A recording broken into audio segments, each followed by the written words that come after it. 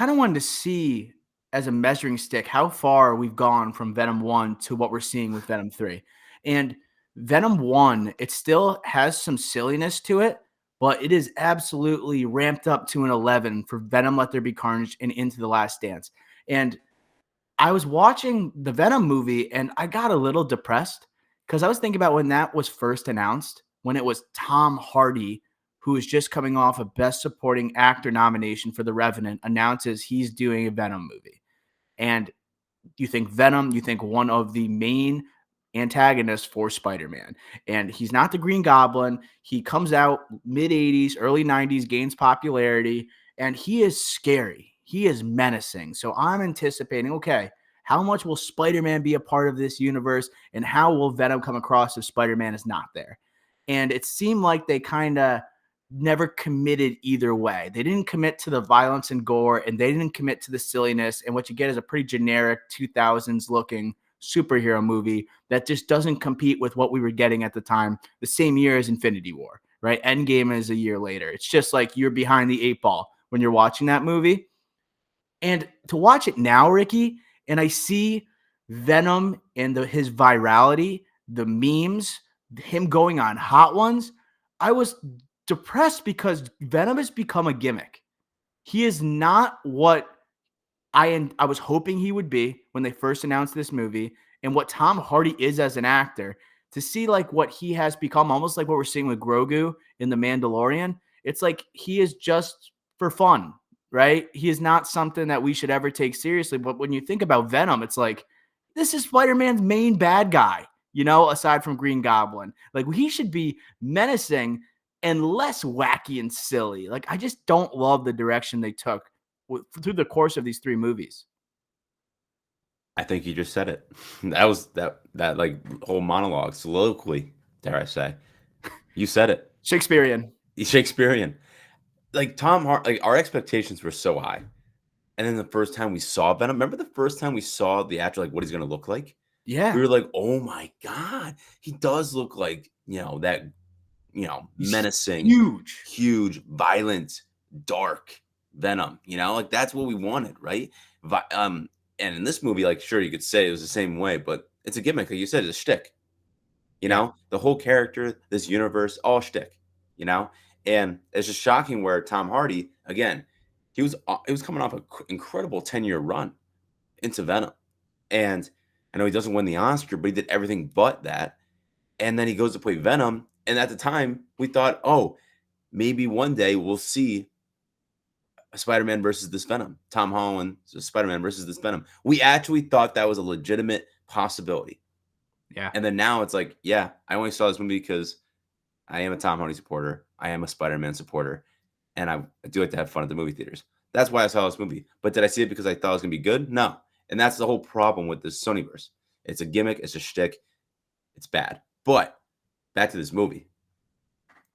I didn't hate this movie, Doc. I didn't.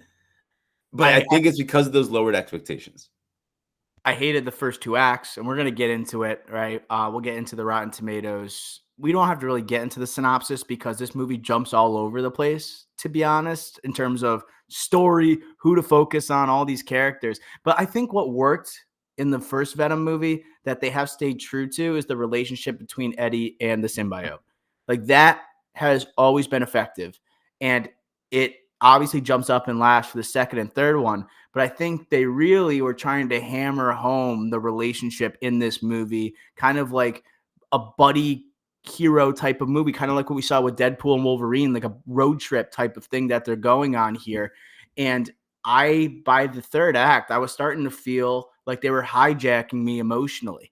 I felt like they were taking advantage of me. I'm like, I don't care about these characters. I care about Tom Hardy, but I don't like this version of Venom. Yet at the end, I feel like I'm not choking up, but I am like, I feel something at the end of this movie, like I haven't for any movie in the history of the Sony Marvel universe, So that's why I'm going to give this movie props. Where the third act, although ridiculous in so many ways, it was fun. It was fun and also made me give a shit. I'll give credit to this trilogy where they live up to the Last Dance name because Here's why. I've never liked the bromance shtick of the Eddie and Venom symbiote character. I've never liked that like shtick, like I said.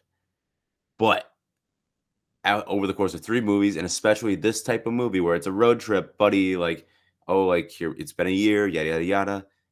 By the 3rd act, they sold me. I was like, damn, I am actually giving a shit about this freaking character. I am, Mhm. even though these movies suck.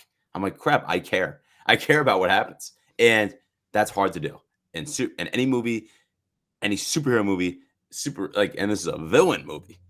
Like that's really hard to do, especially for bad movies. So I that's why like I give this movie credit. Somehow they got me. You know, they got me, and I did not expect that. Like you said, the first hour to an hour and a half, this movie, I was just like, crap, like they did it again. Maybe it's more coherent, maybe not. Then Let There Be Carnage, but crap, like this movie sucks. But then the last 30 minutes, I was like, damn, like I'm caring for this character who I Yeah. just bashed for the past 6 years.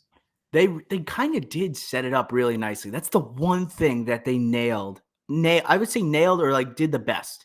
It's the relationship, right? It's not just the banter they have between them, but it's also like in the first movie where it's like they will die unless they are together. And then it's like this one they are together and they hold the key for this powerful villain, when they are together. And it's like how they need each other, how hard it is for them to separate by the end of the movie. I think like that's the through line for all of these. And that's why they work. But let's get into it. Rotten Tomatoes, Venom the Last Dance, 36% on the RT critic score, 79% audience score. IMDb, 6.2 out of 10. 6.2. I'll give you a short synopsis since there's one written here. In Venom the Last Dance, Tom Hardy returns as Venom, one of Marvel's greatest and most complex characters for the final film in the trilogy. Eddie and Venom are on the run, hunted by both of their worlds, and with the net closing in, the duo are forced into a devastating decision that will bring the curtains down on Venom and Eddie's last dance. I didn't think about that. They are in similar situations where they're both being hunted, right? We talk about like their shared struggle, as much as that sounds like complicated or like But deep. that's what this movie did well. It's like Yeah. they it did again, this movie also was just absolutely like absurd. Like there's so many like what's it called? Dial Destiny, like like they have to get the dial. What's Oh, that like called? MacGuffin? MacGuffin. There's like the MacGuffin in this movie is absolute BS. They are the MacGuffin. Yeah, like it is so dumb and it's so on the nose of the story. But it did work. It worked. Mhm. And like I said, like through this entire franchise, it's been such BS, like MacGuffins everywhere. But this one, they just said, F it. We're doing it the last dance, and we're gonna just throw it in your face. And honestly, they were just honest with us. That's what it was. They were honest with us. And they know what they are, and they just said, here's all of our cards. Right. And that's why I'm like, all right, I'm not saying I liked the movie or I love the movie or I think it's good, but I respect the move. I respect the move for a trilogy that has not as underdelivered. I respect this move that they did. I feel like they understood the audience that loved Venom Let There Be Carnage, and they just said, we're going to feed them more of that, right? The gimmicky type of Venom, the comedic type of Venom focuses on the relationship, and it's also like one you don't have to like think about too much beforehand. You don't have to think about too much after. It's just leaving the theater with like feeling something and like having a good time, being entertained. That's really all they're concerned with. So if you were someone like us that was like depressed with the depiction of Venom and how corny and campy and comedic it is, you probably weren't a fan of this movie, And to me, the first 2 acts of this movie were abysmal. They sucked. It was like the third act was by no means like a masterpiece, but to me saves the movie. The first 2 acts, I mean, we're talking about what works. It should have just focused. It's already a short runtime. It's like a 90-minute movie, right? A little more than that. But it's going from Venom and the symbiote, which is great, and then you're going into like Juno Temple's character, Chiwetel Ejiofor's character. You got Juno Temple's backstory with her brother that no one gives a crap about, right? It's got a family with Rhys Ifans that no one gives a crap about, right? So even with a 90-minute movie, we got like B plots all over the place that just feel so insignificant. you know? So maybe if you just cut down all of those subplots, maybe you just eliminate Chiwetel Ejiofor from this movie completely, because I thought he was going to be the villain by the end of this movie, and he turns out sort of kind of is just there. He's a guy hunting Eddie Brock, but that's pretty much it, and then becomes somewhat of an ally at the end. So to me, this movie is 90 minutes. People are gonna be like, I love that. We usually get 2.5 hours superheroes movies trying to be epics, but this one's short, and you still feel like you could cut out 30 minutes of the movie. This could have been like a special on Disney Plus. I gotta be honest, Ricky Flex.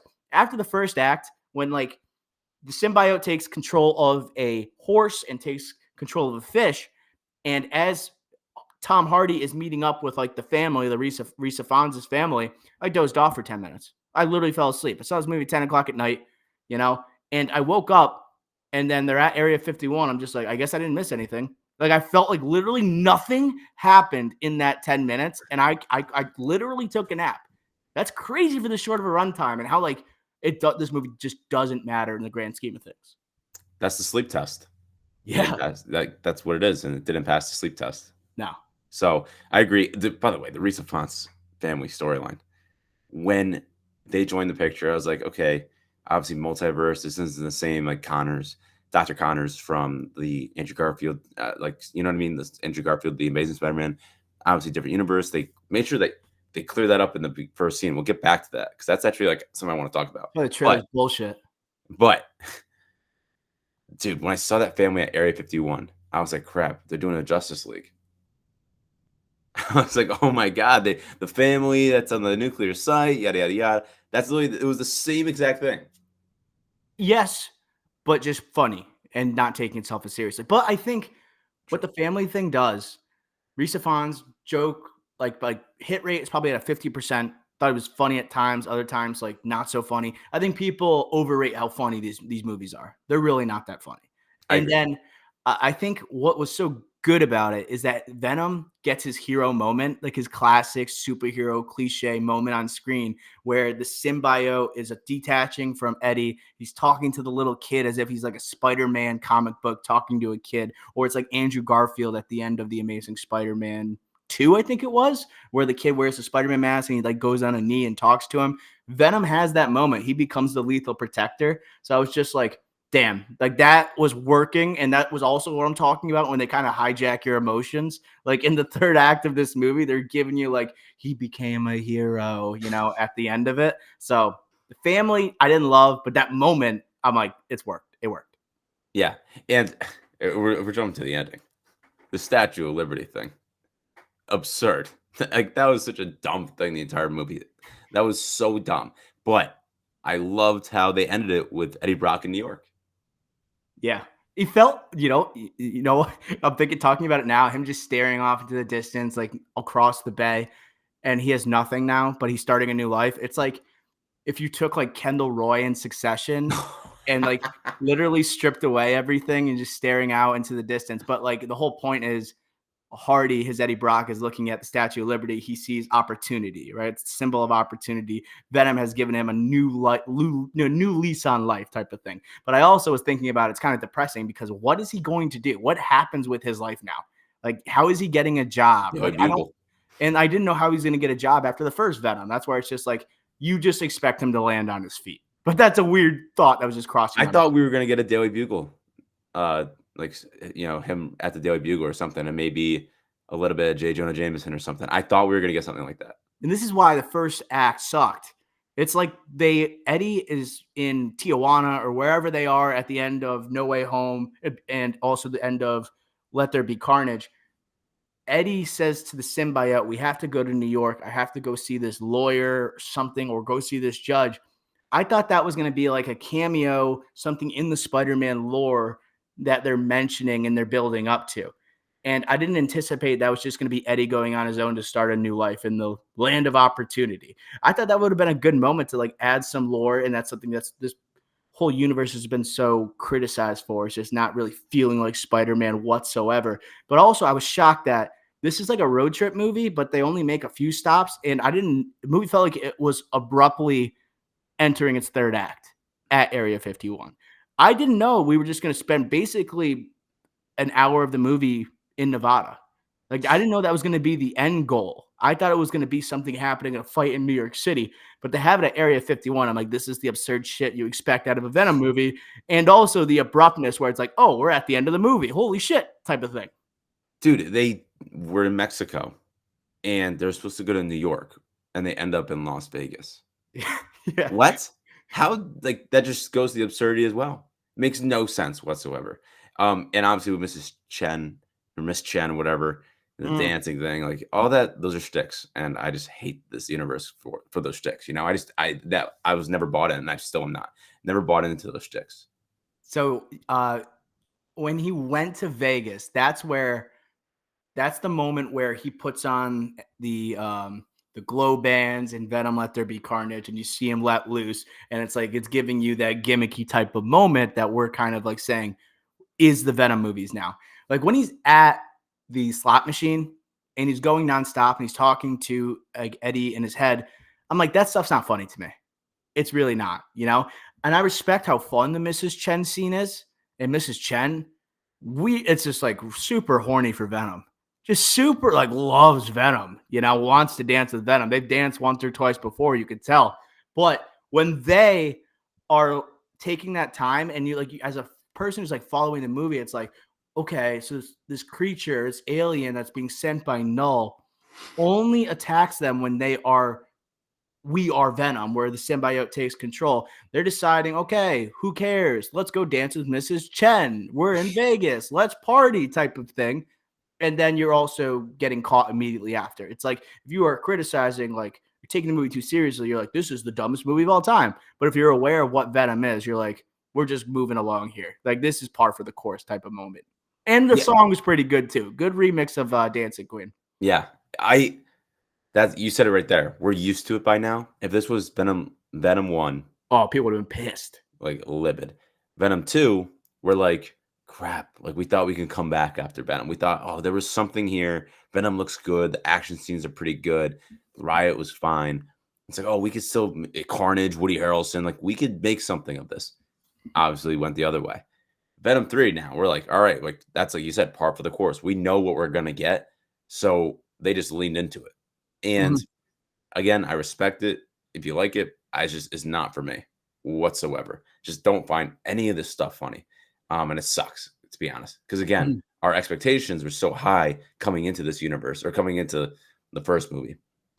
And this is what we got. You know, it's just this is what we've come to over the past 6 years. And when they freaking do a freaking homage to the whole the trilogy at the end of this movie, and I'm like, holy crap! Like young Tom Hardy, by the way, 6 years, 7 years. yeah, 7 years.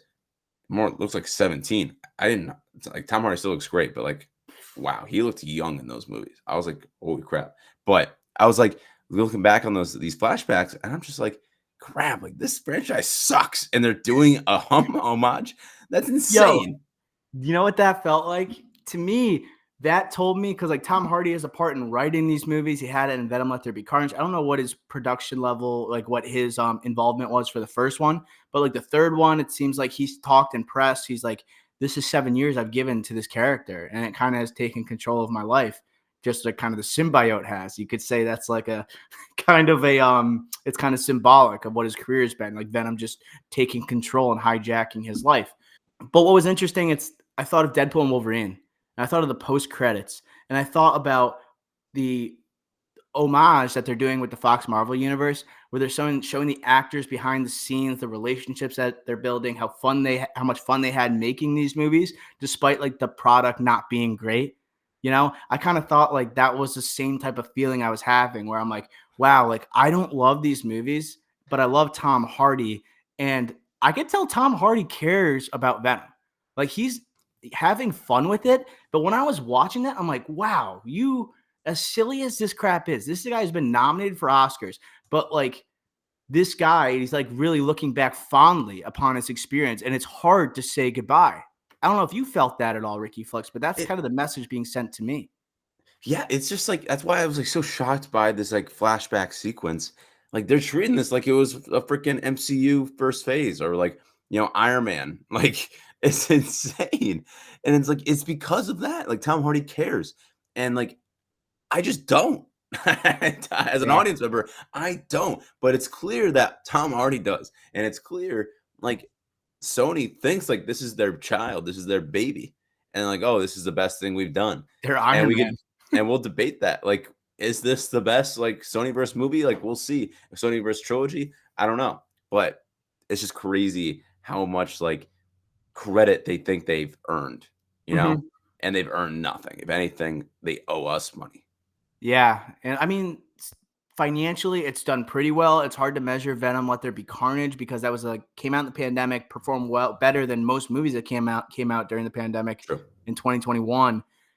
Obviously, the first one makes over $800 million. How much is that? Because like, how is this going to connect to Tom Holland's Spider-Man movie? And then seeing that it didn't, but now this one's underperforming. I think it was estimated between 45 and $50 million domestically, which is significantly underperforming. Am I off by that stat, Ricky? I think it's a lot lower. What? I thought 45 to 50 seems appropriate. Um, Hold on, let me double check that. Okay, calculating, Calculate. computing. 52 million. Okay.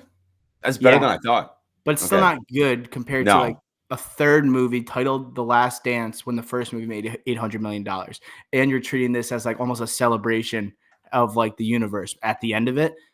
I also, before we get into Null, because that's kind of where I want to go next in the villains here, I want to say something that I respect about this franchise is the creativity that they have and with the symbiote, what they're able to do with like the horse turning into a symbiote, the fish having fun with it, but also showing the capabilities of Venom.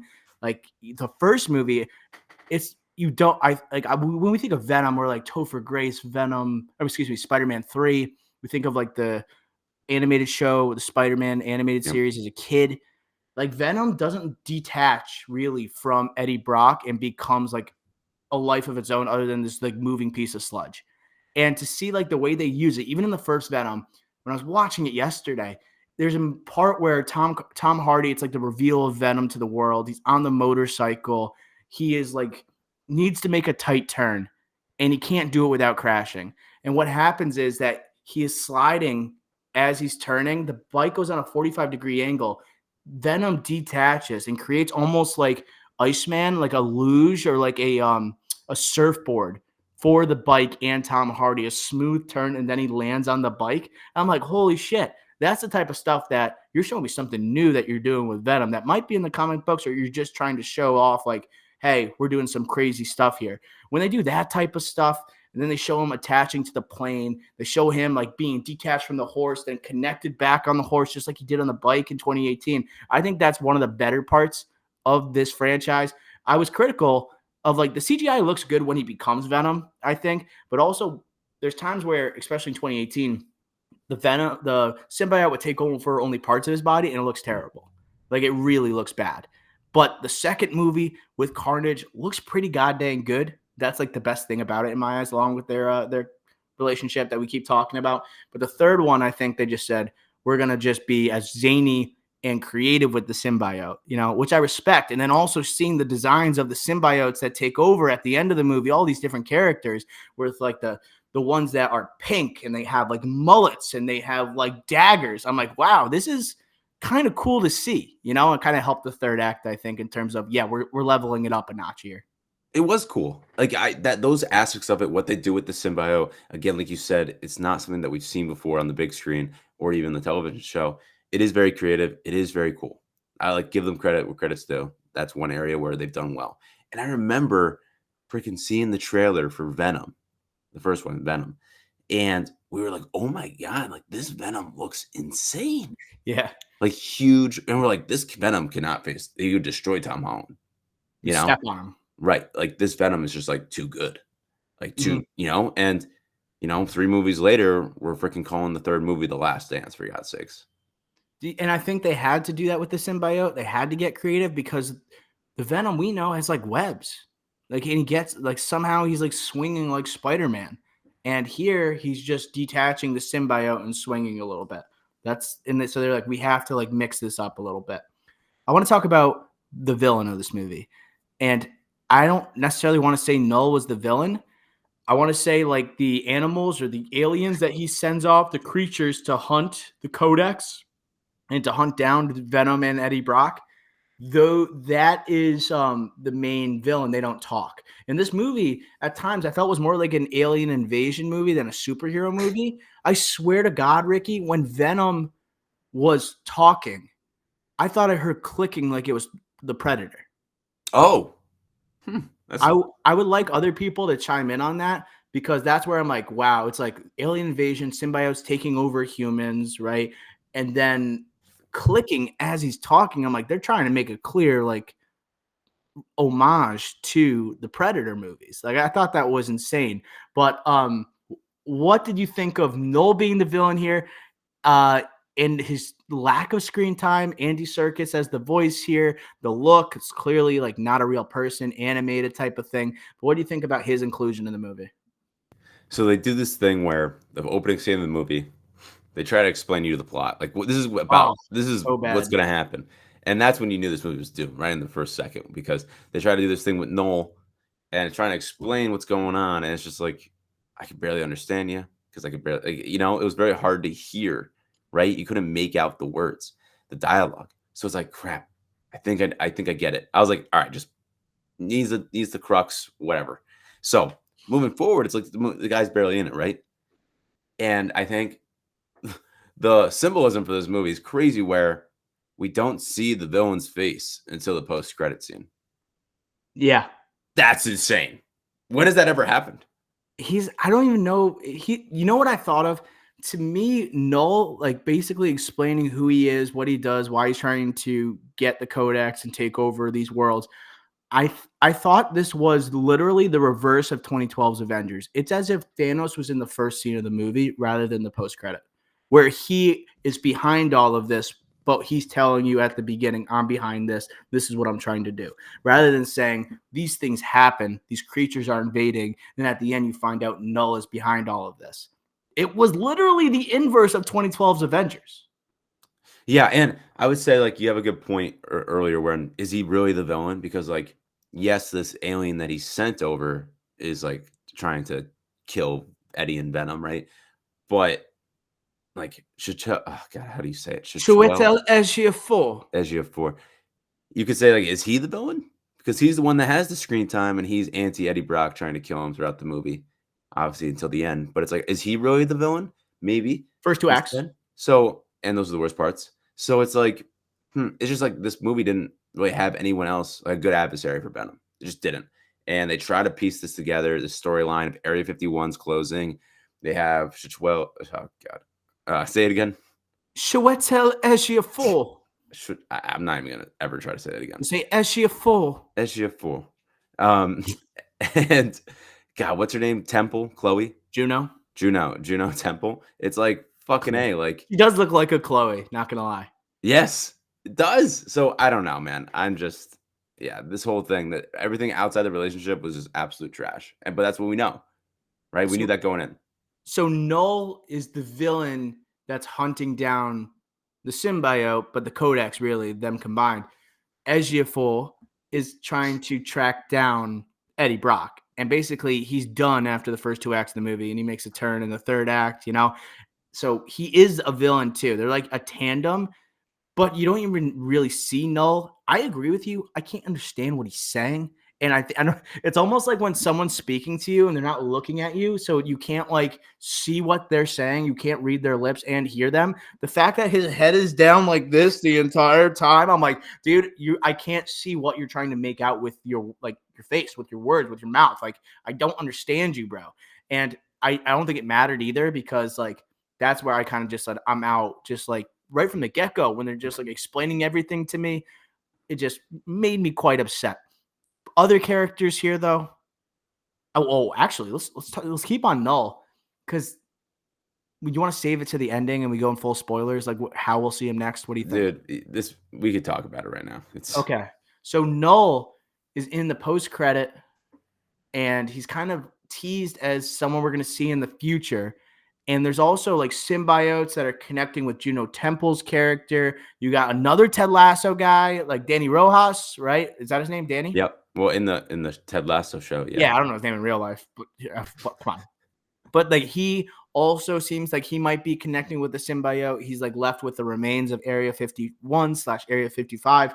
So I'm like, are we gonna see these two in the future of this Sony Marvel universe?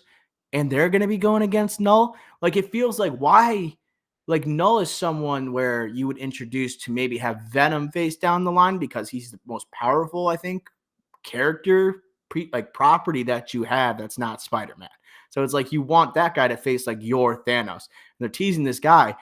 It's like if you tease Thanos after like everyone says we're done playing the characters. You know? It's just like why are you saying this guy is going to like become like this big villain and he has no one to go up against? He can't go against Craven. Like why would you tease this? Is it just because they needed somebody that would like up the stakes from Carnage in the second movie? Because Carnage seems like it should have been someone that was maybe second into third or just third movie. Right. Carnage is the guy who's like, oh, that's a big boy. Like that's who we know, like IP wise, comic book wise, where it's like that's like a good adversary to have on screen, right? That's why you cast Woody Harrelson. And this past week, we find out Noel's in this movie. We find out who he is, really, to be honest. He's a relatively new comic book character, like 2014, right? I didn't know who he was before they said he was going to be in this movie. And they tried to campaign on this press tour the past week. Noel's this big Thanos bad for Venom and saying, oh, potential spinoff with Noel, right? I think the quote from Tom Hardy's like, oh, he deserves his own movie, right? He's that big of a character, right? And they teased that, oh, Andy Serkis is being the voice here. But it's just like, I'm not sold on this guy. I don't know who he is. And even after this movie, I don't really know who he is. So they did a terrible job if they ever actually want to do a spinoff or anything with this guy to actually establish him in this universe. I think they did a terrible job with it. Yeah, I'm not really intrigued about like what's going to happen next. It's like so he takes over the world because Eddie's not with the symbiote anymore. So I'm just like he can pretty much do whatever he wants. I don't know. He doesn't have the codex or whatever, but I don't know who he would possibly go up against. And this catalog of Spider-Man characters that Sony has at their disposal where it's going to be juicing the audiences. Maybe you do a prequel about Null and how he got to his position, things like that. But I don't think people care about Null. You know, he just didn't have enough screen time and you couldn't hear what he was saying. And he didn't look that great. You know, he just didn't look that great. Other things here, Ricky Flex. I thought the ending where they went full like Shazam was like a little bit like everyone can have a symbiote now. Because the first movie, you have to be compatible with the symbiote. You have to have like the genetic makeup. You have to be like that word, compatible, like Eddie is with Venom. And everyone else you see dying in the first Venom that isn't compatible. And then all of a sudden in the third movie, it's like everyone just reaches for the symbiote and they become like what Eddie is. They become Venoms, like a bunch of like a bunch of team, like people keep like referencing Power Rangers, you know, with like the different color symbiotes, you know, how flashy they look. I kind of thought like, okay, this is the last one. We're pulling out all the stops. Who cares about the lore that happened previously? We just need a crazy, worthwhile battle at the end, you know, to cap off this franchise. But it's just funny because like during the movie, what you said about this, you have to be like a connectivity with the symbiote, right? You have to be compatible. Mm-hmm. And that was so important in the first movie. So important. That was Right? like that's why this relationship was like so special, you know? Right. Like they're meant for each other. And exactly. And like Venom was going through all these other hosts, killing them because they weren't compatible. And then he found Eddie, right? And that's what started. It's like, oh, I can only be with you. And then Eddie's like, it's like he didn't realize he needed Venom so much. He needed that like friend, right? It's like a great little twist that they did, right? And I'll give them credit there. But it kind of, they do like push back against that in this movie a lot. Mhm. And still, by the end of this movie, I was like, crap, they did a good job with this relationship. But that was a little like that did I did have a little pushback with that in this movie. I actually did think that had an effect because at the end, where they're trying to do this emotional, hey, this is the last time they're together. It's like, oh, but at the same time, the reason they're together, we're showing like it doesn't matter Yeah. because we could just be with anybody. All these symbiotes could be with anybody. You got to follow the laws of your universe. You know, you got to follow it because if you break it, like it hurts the fandom, right? And it shows like you don't care as much about the laws when the fans really do care about those laws. Right. Couple other things here. I want to talk a little bit more about Tom Hardy because I think he's the only one that has a worthwhile performance here. And he does, he's 47. He looks 57 in this movie. And then the bike riders, he looks older as well. Like and you talked about the flashbacks from Venom 2018. It looks like it looks like 2 decades ago, like Tom Hardy. Here, I think intentionally he looks ragged, and they keep on saying he's hungover, he feels hungover, he looks hungover. So I Yeah, think the design of how Eddie looks in this movie, super intentional. So people like if they're criticizing the look of Tom Hardy, I think it's supposed to be like that, you know? agreed. And I do think why I also was like considering like this how much this character means to him is that when he had to get serious and he had to get dramatic and he like had to go from that zaniness into like I'm losing my best friend at the end of this movie, that totally felt like I am invested now. That was actually great. And that's where I saw that scene and I was like, I can't wait for what Tom Hardy does next because he still has it. When he's talking one on one with Venom and saying his goodbye, and Venom's like, that's not really a goodbye. He's saying, go see the Statue of Liberty, finish our trip to New York. It's like literally, it's almost like a romantic couple watching one pass away. It's like, I was just like, damn, like Tom Hardy has still got the juice and it gave me hope for his future and also played upon like the emotions I was feeling during the third act of this movie. I thought he was really good. He was. He actually was. And that's just not the Homer in me of Tom Hardy Stan. He was really good in this Yeah. throughout the movie, but especially at the end when they sold us on this relationship throughout the 3 movies and put a bow on it.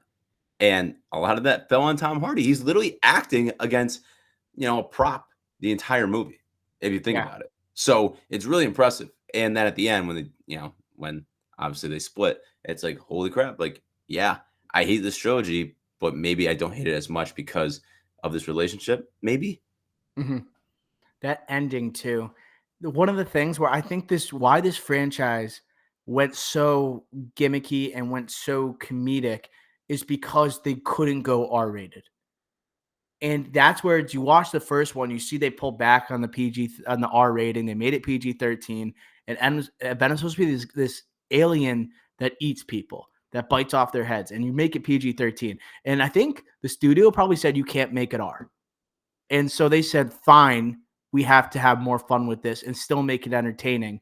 And then you make it this funny, right? And this like lenient on moments where Venom can just be Venom, the one that we know and somewhat like, you know? So I feel like they had to make a decision. And this movie, it does also kind of play with close to an R rating, like Reese Ifans giving it one F bomb. It's got the third act where I think it was Juno Temple's character or like the other scientist that's alongside her. Symbiote takes control and they like basically bite off 4 heads in a row. Right. And it's probably the most graphic thing this franchise has ever done. But to me, I kind of blame the rating of the movie for like the direction we've taken with Venom. I like that take.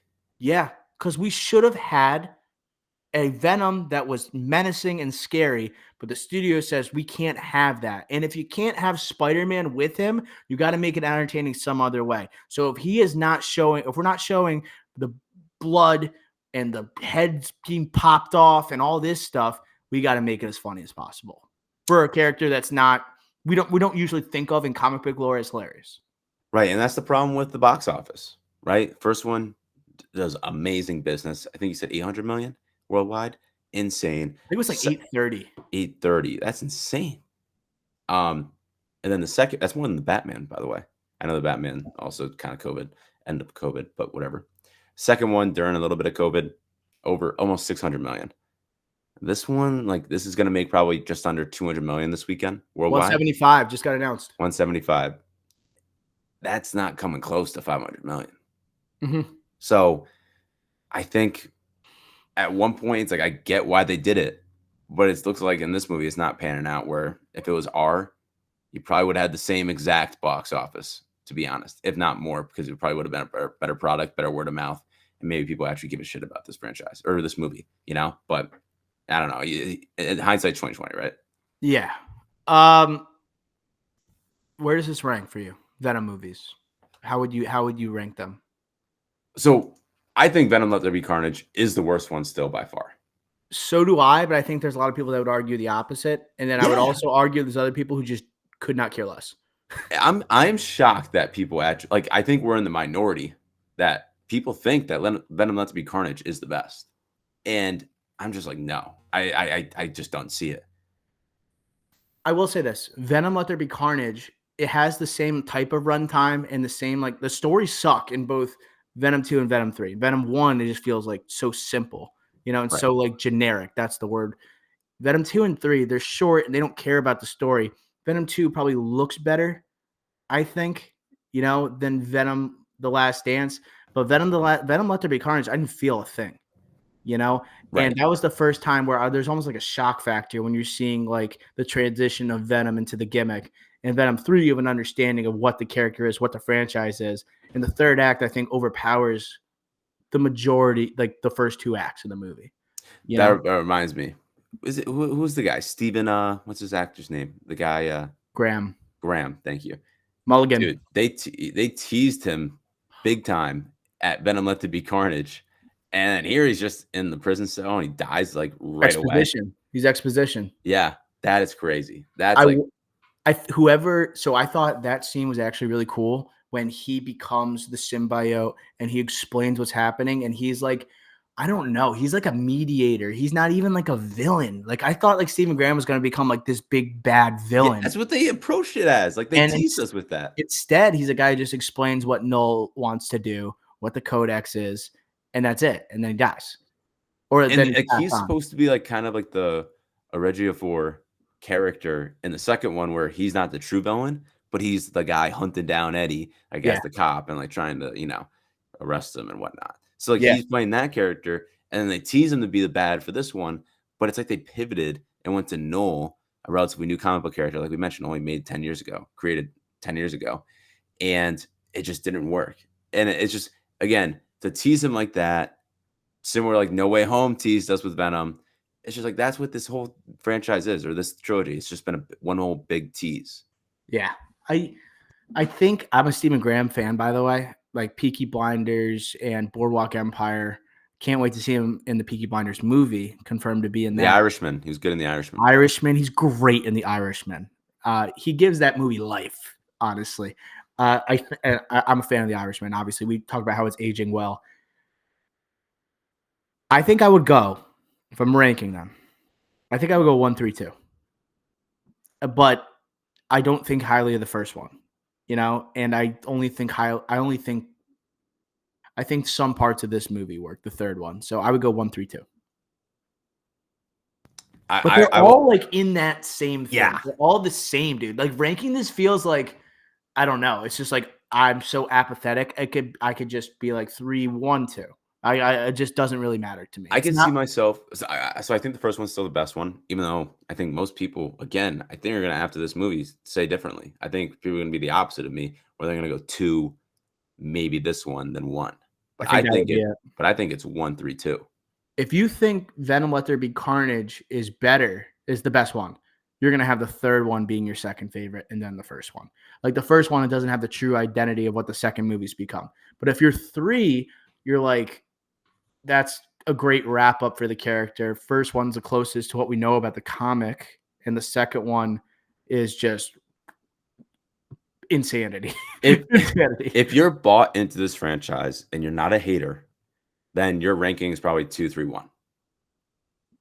Yes, I agree. But Because I am 2 is like something. your favorite, 3 is, "Oh, what a send off for the character. Oh my god, they did it." Like, The Last Dance was truly The Last Dance, lived up to the name, and again, not my eyes, these people. And then 1 is like, great start. You read That's them. fans of the franchise probably are thinking that today. Us realists were like, "No. The first one and the third one are much better than the second one." And the second one, again, Woody Harrelson, Carnage, totally let us down. That was also like that movie. I'm like, the second one has got to like deliver. And that one just went further away from the comic book. And it gave us a Carnage that we've been waiting to see on the big screen for so long. PG-13 rating doesn't go full R. That made me turn away from the franchise even more. Scores, I'm going with a 46. 46 for Venom: The Last Dance. A good 41. So what does that mean? 41's bad.